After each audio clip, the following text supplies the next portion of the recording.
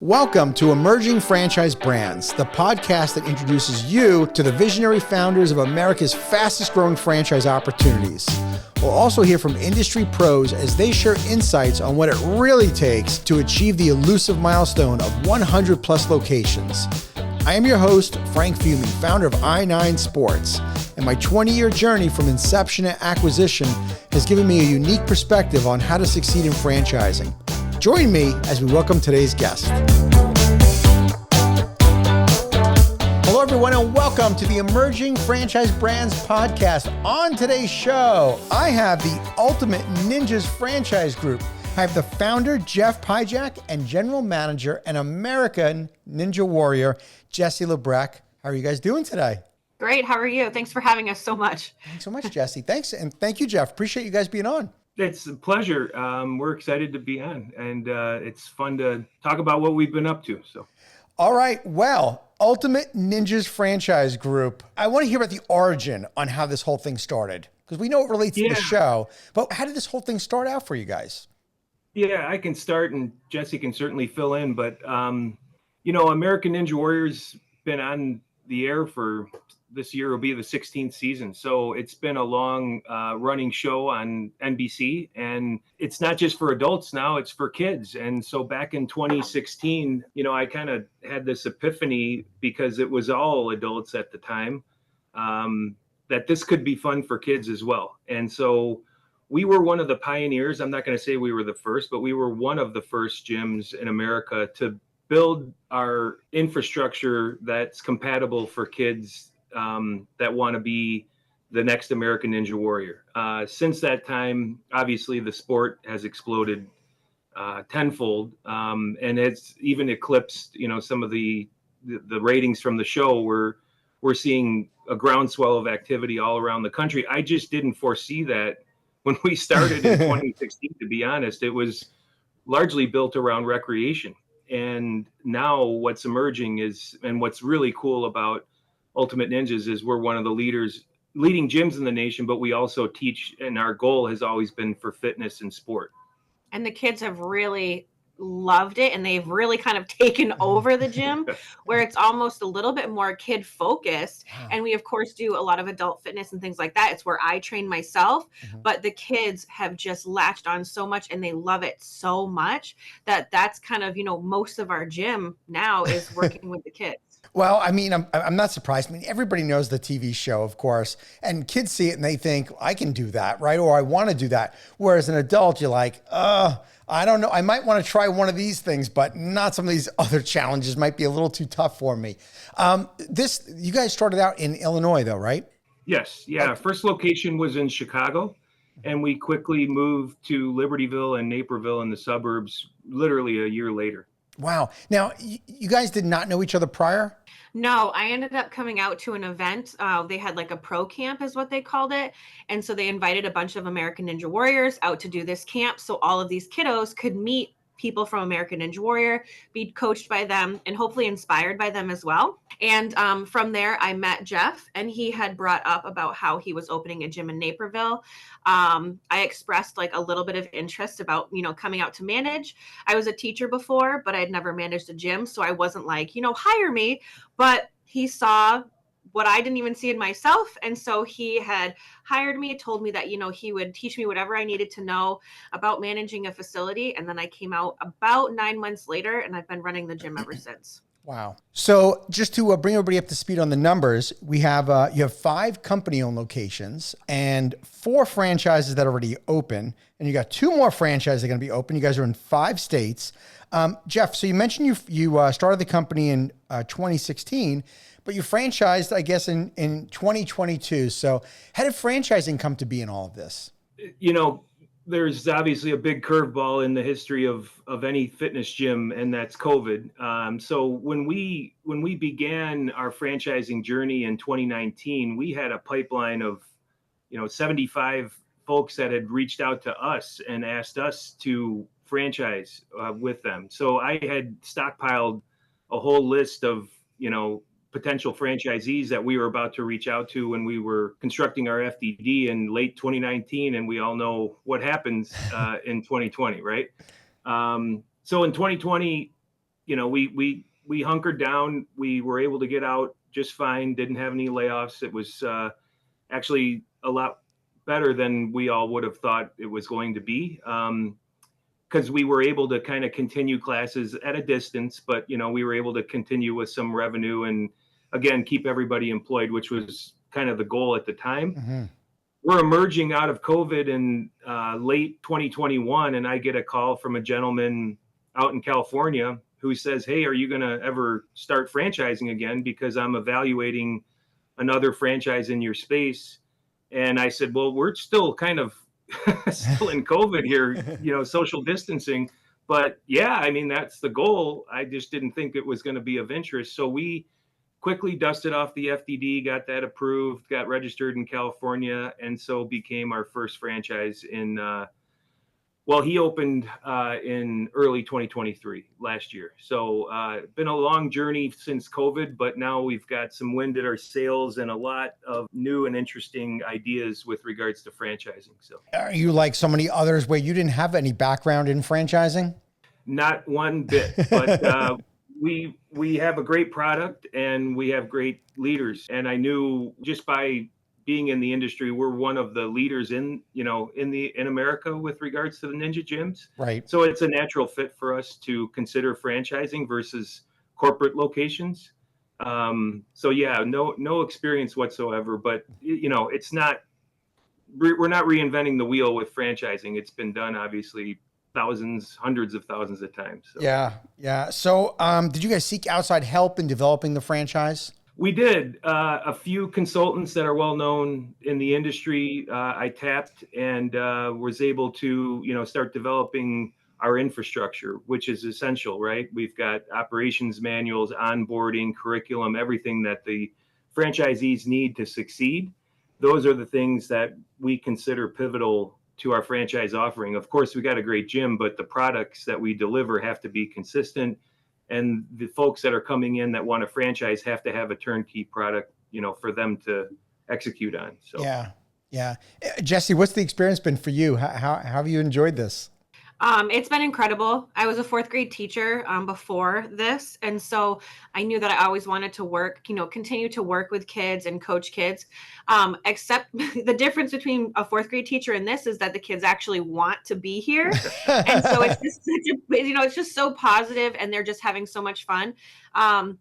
And I get to, coach them and teach them, while running a gym, running a business. And so there are more aspects to it. But the main thing is that I get to work with kids, help them build their confidence and just be there for them when they achieve an obstacle for the first time. And it's been their goal forever. And they're so excited. And I'm part of that. And so it's just been extremely rewarding and just really cool. I have so many kids that I've coached since day one of being here. And I just have such a relationship with them. And I just love all the kids so much. And so it's been incredible. I bet. So Jesse, let's go back. What year was the first season that you were on the show? Yeah. The first season I competed on American Ninja Warrior was season 8 back in 2016. Did you ever imagine that here now you would be doing this back in, way back in 2016? No, absolutely not. Like I said, I was a teacher before. I had decided to quit teaching in Maine because there was no ninja gyms in Maine. And I really decided that I wanted to pursue this. So I moved to Massachusetts. I was actually nannying a little girl with cerebral palsy. And I applied for the show. And it just honestly took off from there. And it's it's insane because I thankfully was very successful that first season. And if I had hit the water early, I wouldn't have been asked to come out for the pro camp because nobody would have known who I was. I would have never gotten this opportunity. If I had known the pressure that was on me that first season, it might have been really bad. But thankfully I had no idea what was going to become of this, but It's been the most incredible journey.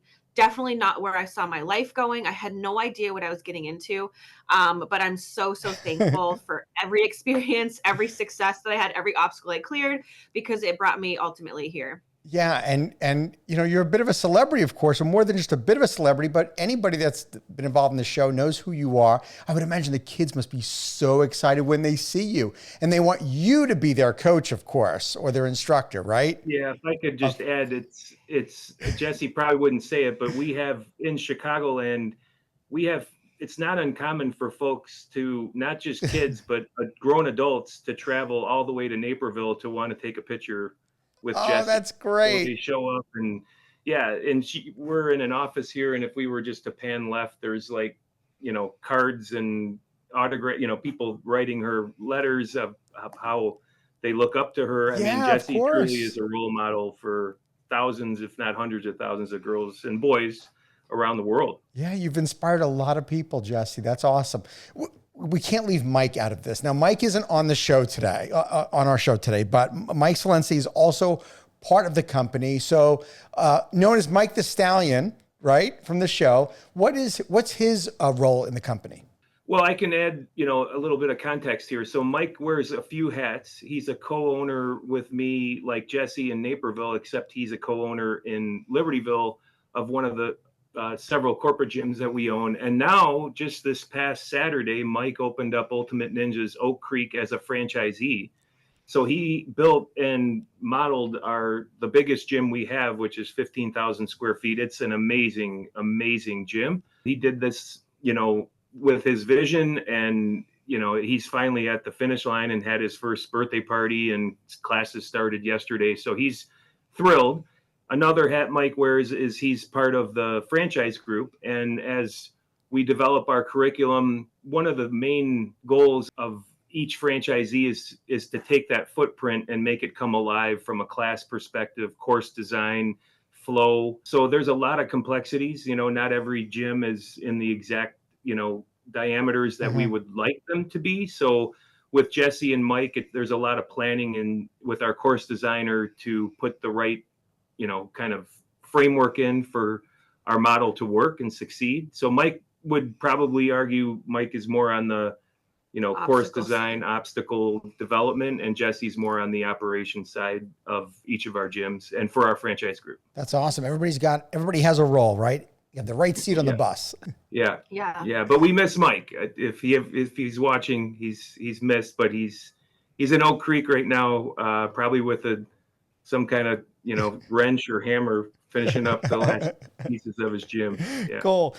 Jeff, one of the most common questions I get from people that are starting out in franchising is how do I find my first, half dozen franchisees? I know you guys might be a little bit different, but how did you guys, find your first 4 franchises? Were they customers? Were they referrals? Yeah.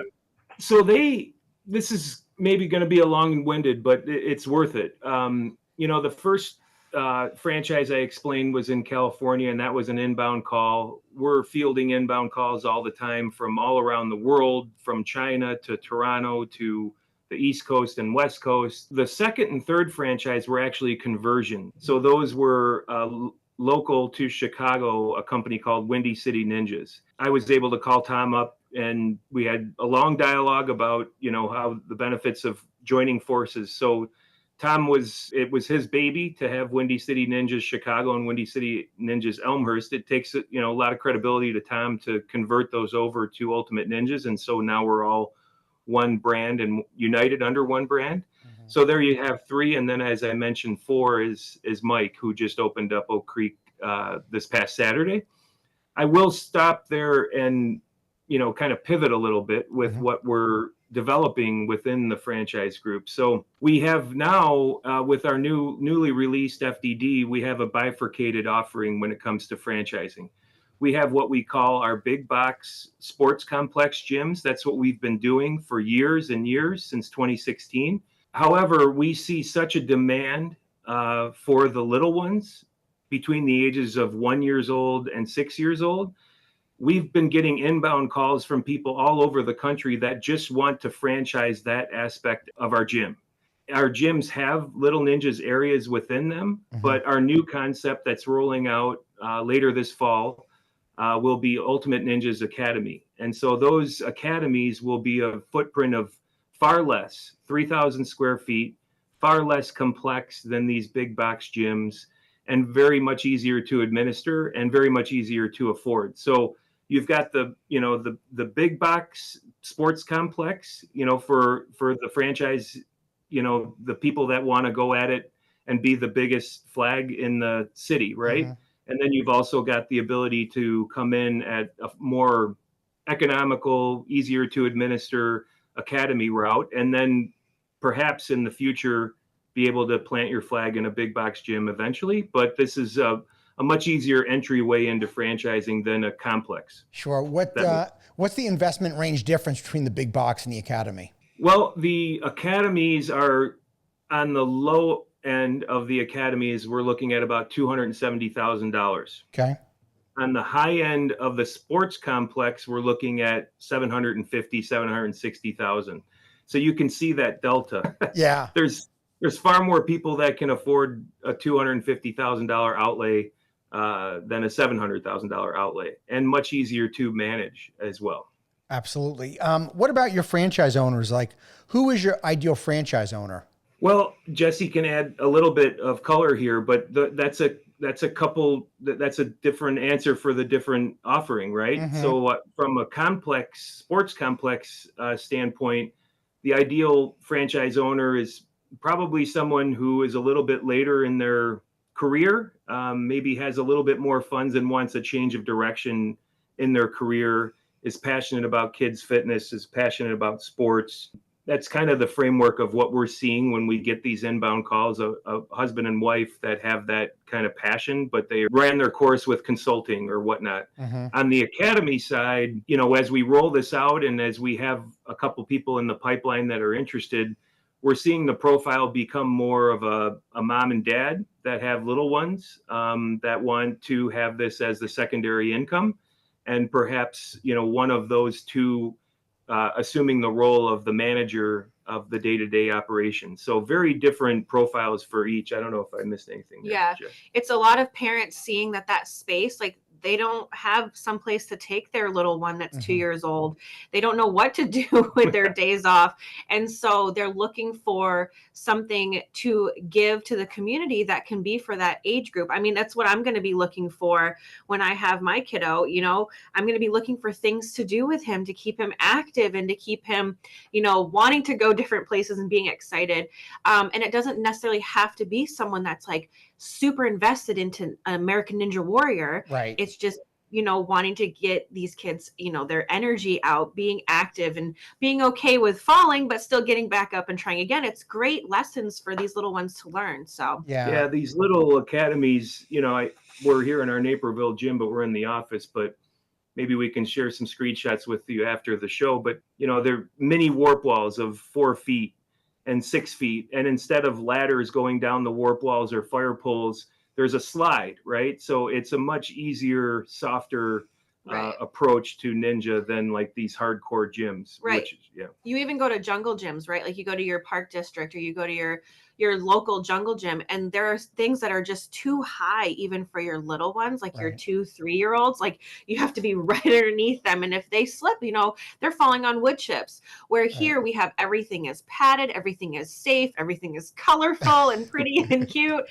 We have monkeys all around, things like that. But like our monkey bars are set for kids that age, plus padded, plus coaching. We have rock walls. We have things that is there for that age group, where there's just not a lot of options for those younger kiddos. Sure. As a kid that grew up in the 70s, I could assure you that there were plenty of jungle gyms and monkey bars that should have never been in a park.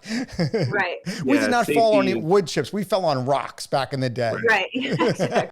Yeah. These are the academy concept is, it's a delight to look at in our big box gyms, the sports complex, but we feel like there's a place for these in every city. And they're very easily transferable for kids that want to continue in the sport. But we get requests all the time before we sectioned off that area is like, what I want to come in with my 4-year-old. And we were, prior to this academy offering, we were only starting at 6. Yeah. And so now we've got a whole runway for kids to start as young as 1 all the way to progress to, perhaps one day being on our elite team. That was similar to my experience. When I started my sports business, it started at age 6. And then before you know it, we went to 5. And then we had parents of 4-year-olds that wanted their kids in the program. And then before you know it, we were doing soccer at 3 years old, which I never imagined, right? Jesse, question for you. Since you're a general manager and you run a location, what do you think it really takes? Like, what are the traits of a successful franchisee? I think it's just someone that, takes initiative, someone that sees what kids are needing and really just, providing that for them, being a good leader and role model yourself. And then also just kind of like teaching that perseverance, teaching. The best thing about Ninja is that we're teaching that it's okay to fail, it's okay to fall, teaching perseverance and confidence, but then also just being a great leader yourself. I feel like that is kind of where I'm at. I feel like I run a pretty decent gym here in Naperville, and just someone that, takes initiative, is a go-getter, isn't complacent. I feel like that's definitely, just what we're looking for. Do you want your franchisees to be owner operated or manager operated? I would argue you could choose either. We would highly suggest at the onset, you as the owner be there and running the gym. You can't be there 7 days a week, but we would highly suggest somebody that's become an owner operator versus just hiring and being kind of an absent. Okay. But it is doable. It is doable, right? Because I could definitely lean on Jeff all the time and I could call him whenever I needed him. But as far as like Naperville, I feel like I ran it a lot. I didn't do a lot of the admin rent, some of the bigger ticket items, like he did a lot of that side of it. But as far as like managing the gym, it is definitely possible where you just get a manager who is really good and they can just take over that, take over the running the entire business space.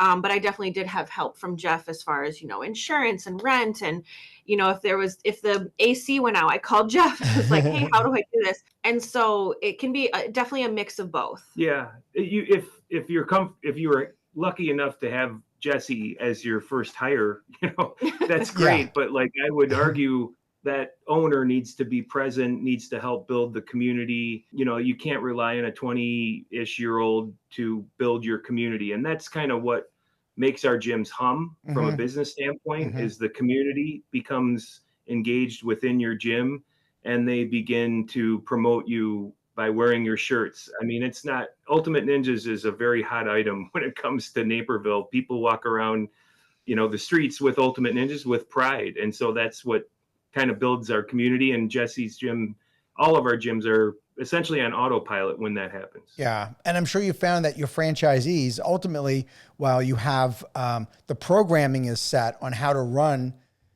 an Ultimate Ninja facility, this is about running a business, right? So when it comes to like training and support, talk to me about what training and support looks like, even beyond doing the actual programming, because Jesse, you referenced things about running a business. How much business training and support is there? So part of the infrastructure that we're underway in building with consultants at this moment is that whole onboarding and curriculum process. And Jesse has offered, I actually asked, and she's accepted the position of kind of putting all of that information that we have, online and be able to access it from a franchise perspective. Of course, we want and we require the franchisee to come and do a site visit with us here at Naperville and do their training here. And so we can kind of show them the operations from an on-site standpoint. And then, of course, once they open or become close to opening, we would deploy either one of our owners within the franchise group or one of our Little Ninjas managers to go to their facility and be with them the first week when they're open and get them comfortable with all the operations. So it's not a very heavy technology, kind of learning system. Sure. It's more curriculum, onboarding, and a lot of kind of customer-centric focus. Actually, that's a great point. I want to ask you, how does it work then if I bring my kid? Is it a membership-based program or do they pay as they go? How does it work? Sure. There's different options. So we have an open gym option, which is just people can come in based on our open gym hours. And then we also have classes where it is that membership they can do the membership. And it's usually, you get billed at the beginning of the month. They come to a class once a week. Sometimes we have some kids that come 2-3 times a week. And then there's also an elite team. For the bigger locations, the 6 and up, we have elite team. And so there's a membership within that as well for those kids that are really driven and want to really get involved in the ninja competing and stuff like that. We have an elite team as well. And then we also offer birthday parties, camps, special events, things like that. But there is that option of membership, the option of just coming in when they can, because not everybody can do that weekly. And so we want to leave that option where, their kid plays 2 different sports already, Right. but they still want to come do ninja on a Friday night when they can. And so we have that option as well. So we try to leave it open so that way it's available to people and their schedules, and kind of where they are at. Cool. Yeah, and I'll just add, one of the kind of coveted aspects of, what potential franchisees are looking for is that recurring revenue. And so that monthly class volume, to have that consistently come, on the first of every month, kind of alleviates all the bills and the rent and everything. And then you have your birthday parties and everything on top of that. Mm-hmm. What's been, amazing to see is that recurring revenue and the class volumes have just dramatically continued to rise since we opened in 2017. I mean, just last month, Jesse reached, your record numbers, and it's not like the last year has been it's been fantastic, but every month we're just growing in class volumes. And it's a lot of work to administer these classes, but with Jesse and Mike leading the curriculum and the onboarding, to develop a new course every week takes some time and some education, but once you get the hang of it, you're kind of on your way, and your general manager or yourself as the franchisee, will be working with you every week, because you have to keep the gym fresh.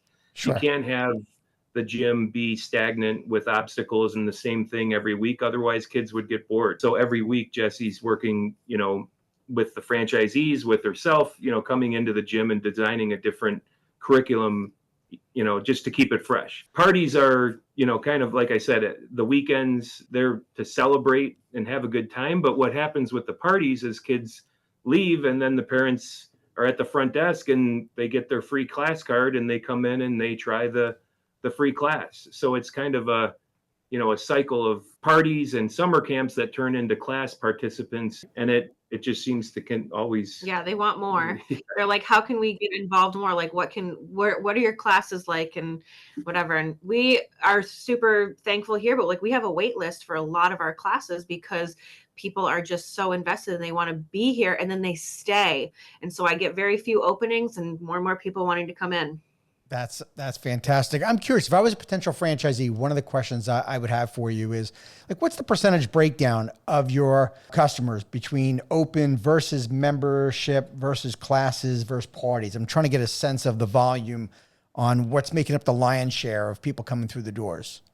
Yeah, let's just break it down to $1. So I would say, and these vary a little bit here and there by gym, but we're looking probably at about 40% birthday party revenue, 40% class volumes. Wow. Okay, great. And the remaining being open play and summer camps. If I were to guess, most are hovering right around that 40-ish%. But the interesting thing is, as we started our, back in 2016, we were heavier on birthday parties. The birthday parties would be closer to 50 and classes would be closer to probably 40 or 30.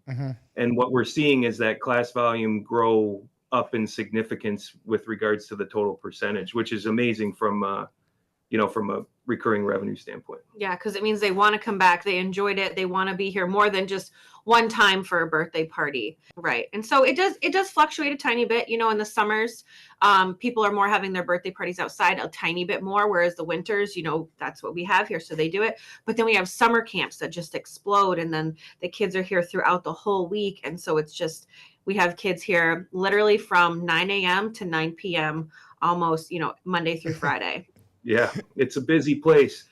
And again, the complex, which is rolling out now, will have obviously a very heavy class focus, a little bit less focus on birthday parties, but we will have birthday parties because the younger ones aren't going to be having a birthday party at 7 o'clock at night on a Saturday. So we'll, tend to have more programming during the day. Whereas if the sports complex has more programming, not only during the day, but heavy after school, we know that these younger kids, the young ones, are going to need activities. Their parents are going to want activities throughout the day. So if we look at that percentage from the academy standpoint, I would say it's going to be more probably heavier on the class side, which is great from a franchising perspective. I would argue probably 60% on the class side and 30% on the birthday party side and another 10% on open plays. We generally are going to steer away from camps on the academy side because parents tend to want to stay and the kids can't, at that age aren't able to stay and be active for more than an hour or two at the most.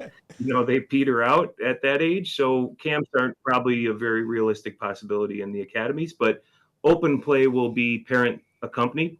So the kids can have time with their parents on the obstacles. But yeah, probably three main buckets of programming in the academies, led by classes, followed by birthday parties, and then finally open play. Yeah, parents are like at that age, they're looking for a lot more structure versus just free for all. Yeah, versus free for all when they're 2 or 3 years old. So yeah, a lot more structure. I bet. Well, it's a testament to your business if you can get more into the class side of the business versus birthday parties, because we know kids only have a birthday once a year.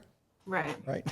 Right. And so, and it shows that they just enjoyed it so much that they want to come back and they want to come back weekly, not just, once in a while. So, it makes you feel good when like you get like 5 people from a party being like, well, can we sign up for classes? And I'm like, okay, let's look at our schedule and let's get you in. So, wow. And it certainly helps the cause, of franchising with a Ninja Gym in that the sport is growing, right? So we've got American Ninja Warrior that's been on the air. However, we have probably 5 credible national leagues that kids are competing in against each other from not just this country, but around the world. And, as we know, or at least on our side, we know it's going to be an emerging sport in the Olympics in 2028 as part of the modern pentathlon. So it can't be a better time to franchise because we know the sport is secure and growing. We're, back in 2016, we were heavily dependent on the show, American Ninja Warrior, and what happens next year if for some reason the show gets sold or canceled, or, all reality shows have a lifespan, not The Bachelor or Bachelorette, or Survivor. Those keep churning, and American Ninja Warrior. So those will continue on, but we're happy to know that the sport is growing because, like Jesse said, these kids are monsters. They want to compete at the highest level, and I think Jesse would admit, she's the GOAT on American Ninja Warrior, but there's others that are. They're right at her heels. Yeah, they're definitely coming up. Yeah. Jesse, what is the folks at the show? What have they said about Ultimate Ninjas? Do they have? Is there any affiliation or endorsement or any connection whatsoever with the show? Not any affiliation, but they are, very happy to show that I am a coach. They have done different like specials. They'll do different stories on you. So they've come to the gym. They have filmed at our gym, taking videos of me working with kids, working with one of the other girls that's been on the show with me. So while they don't have any affiliation, they do like to show that, the reason why American Ninja Warrior is taking off itself and people are getting better and better on the show are because of facilities like this that we're training at, and then we're training younger kids, and now they're accepting kids as young as 15 on the show. And so I have competed with one of the girls that I trained for 6 years, and so she was right alongside with me. And so while they don't have affiliation, I'm sure they're very appreciative because it keeps their show running. It shows that we're improving, and then they can make cooler, bigger obstacles that we're able to do.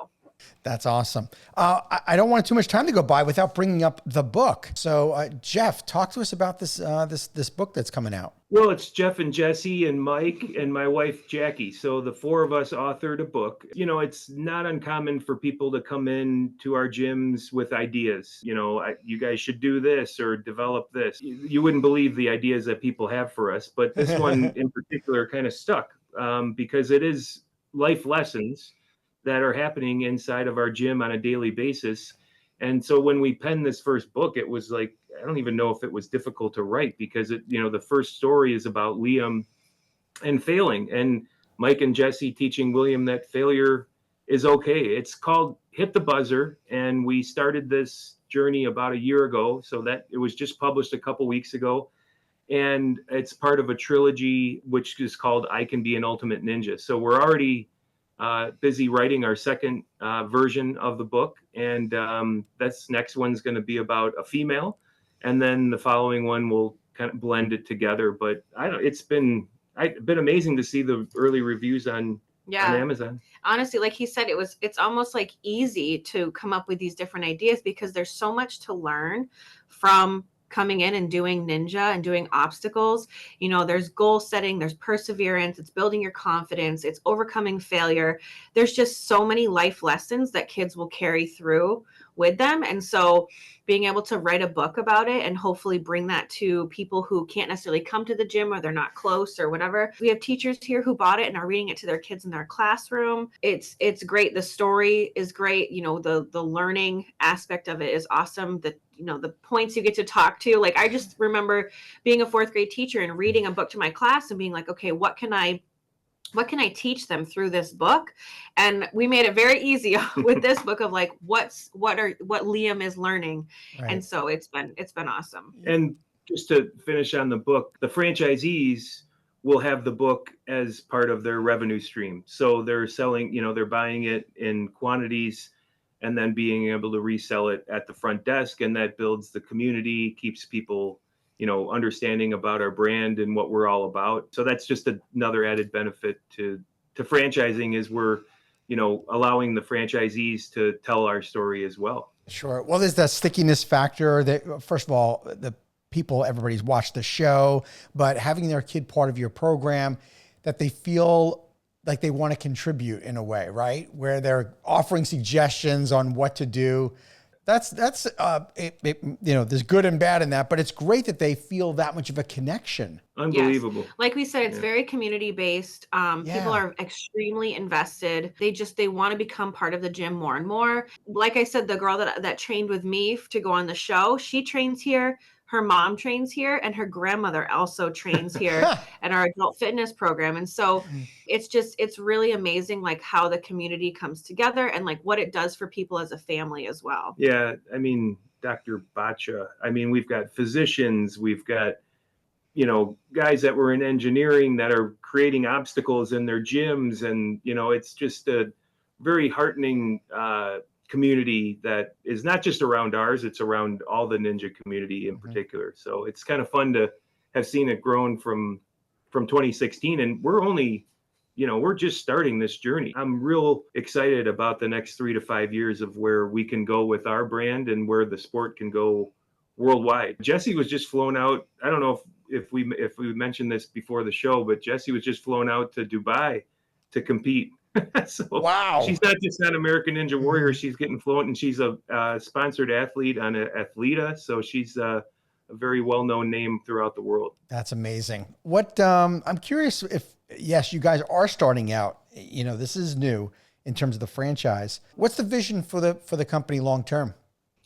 For us, it's a journey. I think we all recognize, we've got a lot of opportunity ahead, and what our short-term vision is to make sure the first few franchises, of course, we've got 4 now that have launched, but as we launch these academy concepts, as we entertain more franchising opportunity, we want to start very selective with our approach to franchising. So, we get 100 inbound emails. I think at the end of the day, we want to make sure that 5 or 10 of them are the right fit for us over the next year or two. As we develop the concept and everything is moving in the right direction, of course, we can scale more quickly. But the vision, at least on the onset, is to just make it extremely successful and extremely well polished for the franchisee. Once we know that we have all of the infrastructure in place and that it's working from a profitability standpoint, from an operational standpoint, then I think we have the opportunity to really accelerate. But I think our first, our vision is very tunneled right now, just to make sure everything is buttoned up and successful. And then as we grow in year 2, year 3, you're going to see, I think, an enormous expansion.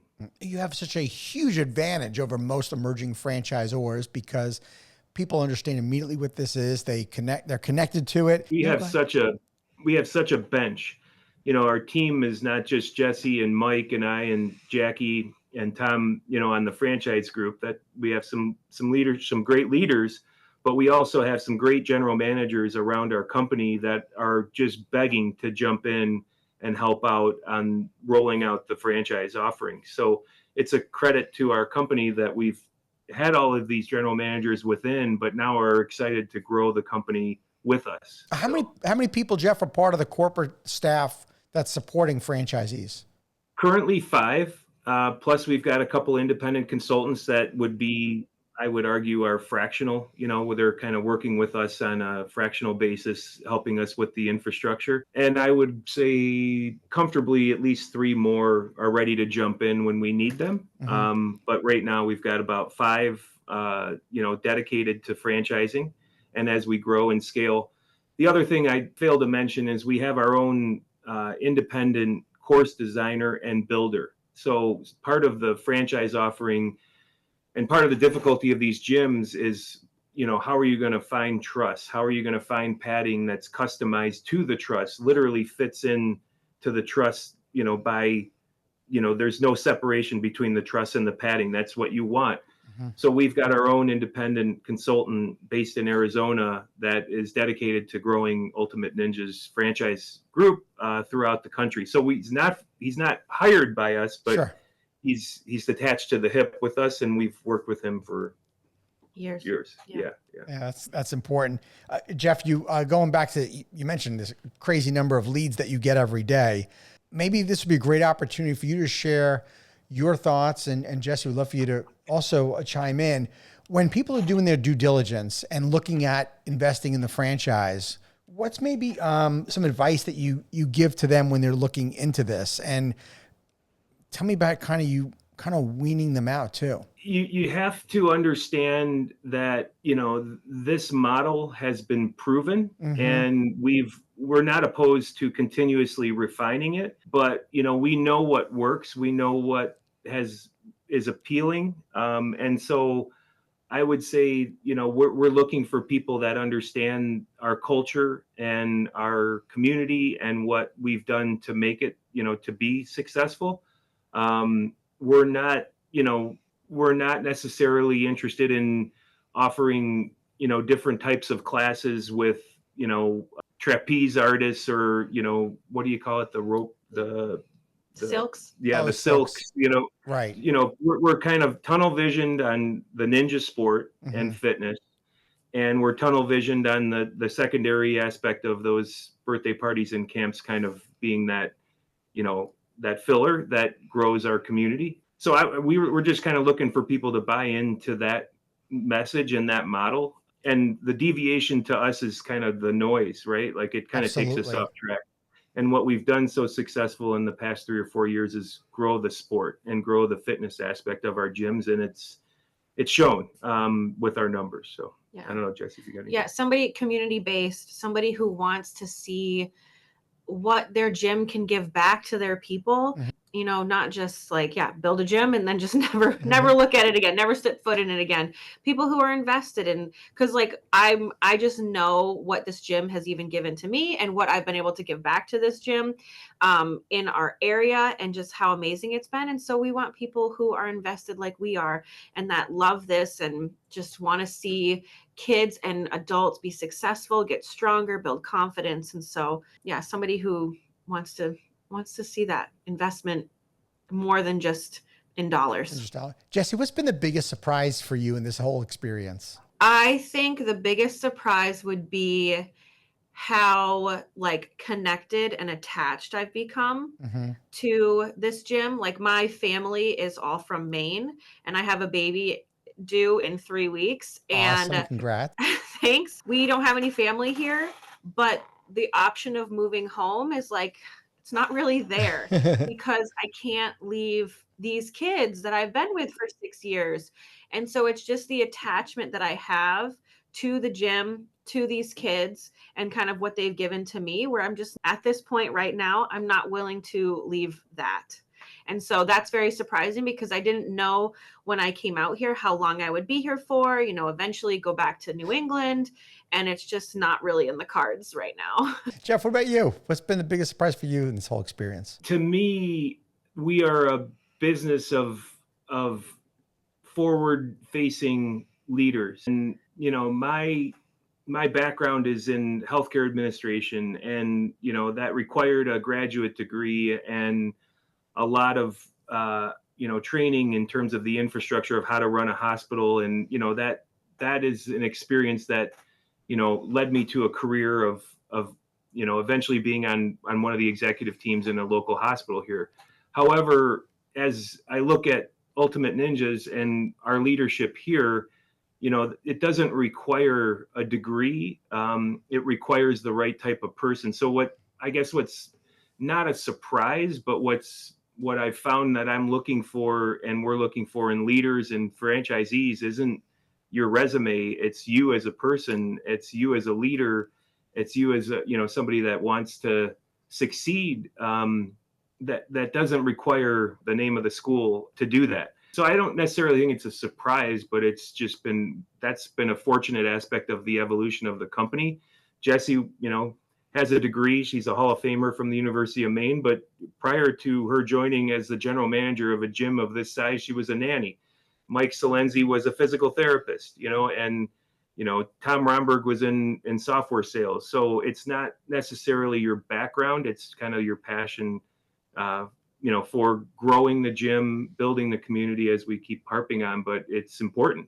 So yeah, that's been not necessarily a surprise, but a nice evolution. Nice. If someone was interested in learning more about the franchise opportunity, Jeff, where would they go? On our main website, ultimateninjas.com, we have a franchise tab, and people can gloss over our entire website, go right to the franchise page, fill out a questionnaire, and we'll be back in touch. Cool. What's the build out time for a facility? Loaded question there, because we've got two offerings, and Right. I'll let Jessie answer that because she's been a part of the build outs, but on the sports complex, much more detail. Yeah, it depends. It's finding the right location for you and how perfect you want that location to be, right? It's doing the permits and things like that. But then it's, there's a few obstacles to kind of get over.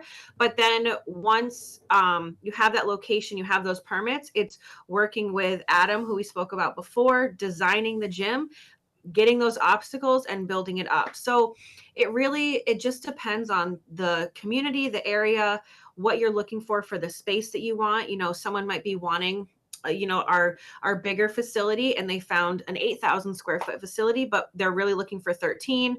They hold out a little bit, decide to do 8,000. It just depends on the area and kind of how quickly that community in that town can move. Yeah, space is ideal. Finding, everybody says it, location is paramount. Sure. To having a good, thriving community. On the sports complex side, these gyms are big, and so warehouse space is not very plentiful in a lot of areas around the country. However, on the academy side, that 3,000 square foot location is pretty much on every corner. And so you're going to find a lot swifter opportunity to open in 3 to 4 months once the lease is signed with an academy, and you'll be able to find a location in far less time than you would searching for warehouse space in, Orange County, California. It's just not there. Sure. So you're going to have a hard time finding it, and we are trying to expand out in California, but you're just coming up against location after location being rented by Amazon or other big, companies. So warehouse is non-existent in some locations, but in others it's doable. But on the academy side, much easier to find. So it definitely varies quite a bit. Yeah. For sure. But we're looking ideally more light industrial as an ideal location. For the sports complex. Yeah. So we're in an industrial park here in Naperville, just around the corner from a Topgolf. So you've kind of found the right location when there's a Topgolf nearby, right? Yep. However, on the academy side, we're looking at, I would say, A minus B plus retail. You don't necessarily need to be next door to the Starbucks. You can be, a couple, maybe a quarter mile down, but you're looking at much easier space to find that's not light industrial. It's more retail on the academy side. Mm-hmm. All right, fair enough. Well, guys, this has been great. I always finish with the tip jar because the franchise community is so generous with sharing information. And, you guys have been doing franchising now for just about 2 years. So what advice would you give me if I was somebody new looking to franchise my company? What would be maybe a piece of advice that you'd give me before I start franchising? Jeff, I'm going to start with you. I'm not one to try to reinvent the wheel when it comes to business models. Mm-hmm. And so I would try to find the right business model if you've got,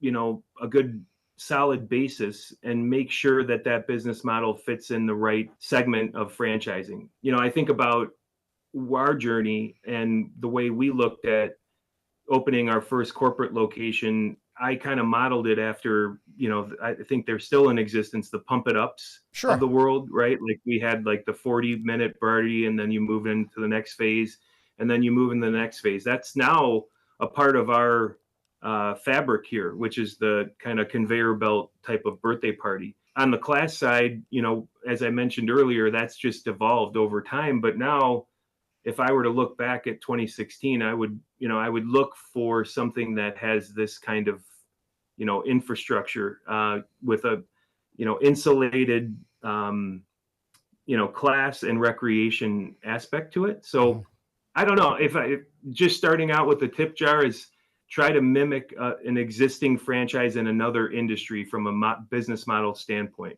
Absolutely. If that makes sense. That's what I did to start. Yeah. Yeah. I mean, success leaves clues. We don't have to reinvent the wheel. Absolutely. Yeah. Jesse, what about you? What do you think?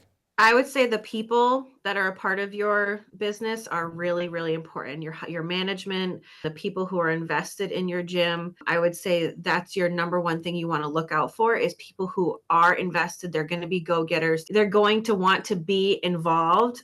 I just know that's just how I am. And I feel like that's why Naperville is so successful, is because I'm extremely invested and I just love it so much. And so the people that are a part of your gym make such a huge difference. All right, Jesse. So what do we have to look forward to in American Ninja Warriors coming up?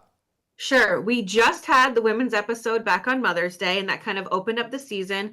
And now we have season 16. And so Mike Salenzi is on this season. You'll have to look out for the stallion. Unfortunately, I'm not on this season. I am pregnant and so not able to compete, but I hope to in the future. But we do have season 16 coming up, and it's going to be awesome. That's fantastic. Jeff, Jesse, thank you so much for being on the show. This has been fantastic. I wish you guys all the best. I know you guys are going to have tremendous success with this brand. So thank you for being on the show. Thanks for having us. Yeah, thank you. Thank you for tuning into the Emerging Franchise Brands podcast. For additional insights, guest applications, and to stay connected, visit us at efbpodcast.com. The Emerging Franchise Brands podcast is for entertainment purposes only, and the views expressed do not necessarily represent those of Emerging Franchise Brands, its host Frank Fiume, or Emerging Franchise Group, LLC. Any discussed franchise or investment opportunity requires thorough investigation, obtaining proper disclosure documents, and expert consultation before making any investment decisions. The podcast and its host do not offer professional advice or endorsements, and they hold no responsibility for actions, representations, accuracy, or consequential damages related to the podcast content.